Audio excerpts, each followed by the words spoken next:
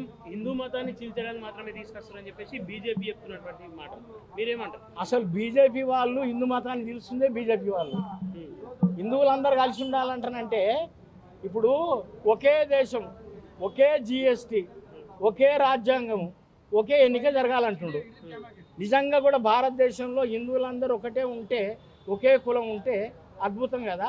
ఒకే కులం పెట్టమని అప్పుడు మాట్లాడమని అంటే అది సాధ్యమైతే అంటారు ఒకే కులం పెట్టకపోతే ఎందుకంటే మరి వాళ్ళు హిందువులే గారు, బీజేపీ కాదు. అట్లా అంటానంటే నేనేమంటున్నా అంటే ఈ దేశం ఐక్యంగా ఉండాలి, ఈ దేశం పటిష్టంగా ఉండాలంటానంటే ఒకే జిఎస్టీ, ఒకే రాజ్యాంగం, ఒకే అన్నీ ఉన్నప్పుడు ఒకే కులం పెట్టు, అప్పుడు నమ్ముతాం.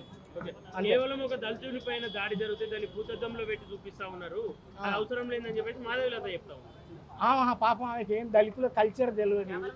ఆమె ఏంటంటే బ్రదర్, మాధవిలత గారికి ఈ దళితులు భారతదేశ మూలవాసుల కల్చర్ తెలియదు ఆమెకి. పాపం ఆమె ఏంటంటే కష్టాలలో పెరిగింది, ఫీజులు కట్టడానికి డబ్బులు లేవంటే స్కూల్లో. అలాంటి మీరు కోట్లకు పడగెత్తిందంటే అది ఎలా ఎత్తిందో మనకు చెప్తే, మాకు ఆ కిటికీ చెప్తే మేము కూడా హిందువులుగా అంత పైకి వస్తాం ఆమె ఇలాగా. అది మాకు కావాల్సింది. తెలంగాణ ఎవరి అమ్మ అయ్యా జాగిరి కాదు, ఇక్కడ బరాబర్ మేము ఉంటాం, మమ్మల్ని ఎవరేం చేయలేరని మార్వాడీలు చెప్తాం అంటురా. మాది తెలంగాణ అంటే తెలంగాణ జాగిరు. ఇలా ట్రంప్ గారిని అడగమన్నమాట. ఈరోజు ట్రంప్ అమెరికాలో ఏం చేస్తున్నాడు అంటానంటే, అరే భయ్ మీరు ఎక్కడికి వెళ్ళి వచ్చినటువంటి వాళ్ళ దగ్గరికి మా వాళ్ళకు ఇక్కడ ఉద్యోగాలు లేవు, ఉపాధి లేకుండా పోతుర్రా భయ్, మీరందరూ న్యాయబద్ధంగా ఉండేటట్టు ఉండాలి, లేకపోతే వెళ్ళిపోవాలంటే గాఢ అంత పెద్ద ప్రపంచాన్ని శాసించే దేశమే అంటుంది. ఇది మా తెలంగాణ భయ్, మాది ఇది. మాకు భుక్తి లేకపోతే మేడిపోవాలి, మరి మేము మా భుక్తి పట్టేస్తుంటే మేము ఎట్లయినా అంటాం అన్నమాట. బిజినెస్ చేయడం చేతగాక ఇవన్నీ మాటలు మాట్లాడుతూ ఉన్నారు తెలంగాణ. దొంగతనం చేయడం మాకు చేతగా, దోపిడీ సాయం మేము న్యాయంగా సంపాదిస్తాం కాబట్టి మేము ఇట్లే ఉంటాం. దోపిడీ అంతే.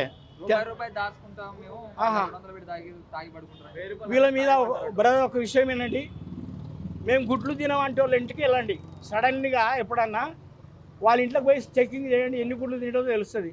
ఎంత తాగుబోతులు, వీళ్ళు ఎంత వ్యభిచారులు, వీళ్ళు ఎంత ఏమేం చేస్తారో మొత్తం అన్నీ మీలాంటి వాళ్ళు పోయి తీస్తే దొరుకుతాయి. కాబట్టి ఏంటంటే వాళ్ళది వాళ్ళు దోవుకుంటున్నారు అన్ని విషయాలు.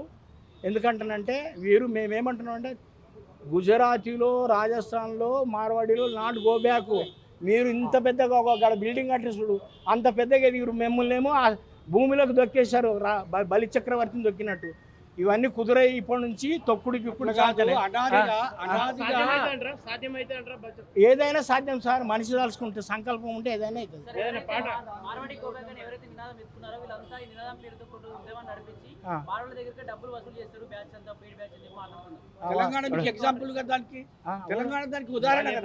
బ్రదర్ ఇప్పుడు ఒక కుక్కను చంపాలంటే పిచ్చి కుక్క అంటేనే చంప బుద్ధి అవుతుంది. కాబట్టి మా వాళ్ళ మీద ఇప్పుడు ఉద్యమాలు చేస్తున్నది ఇటువంటి తప్పుడు ఆలోచనలు పెడితే అది ఆ ప్రజలకు ఎక్కుతాన్ని చూస్తారు. కానీ తెలంగాణ ఎప్పుడు 68లో 67లో మొదలై ఆఖరికి 16లో 14లో అప్పుడు అది ఓకే అయింది కదా. అట్నే అవుతుంది ఇవాళ కాకుండా రేపైనా కూడా.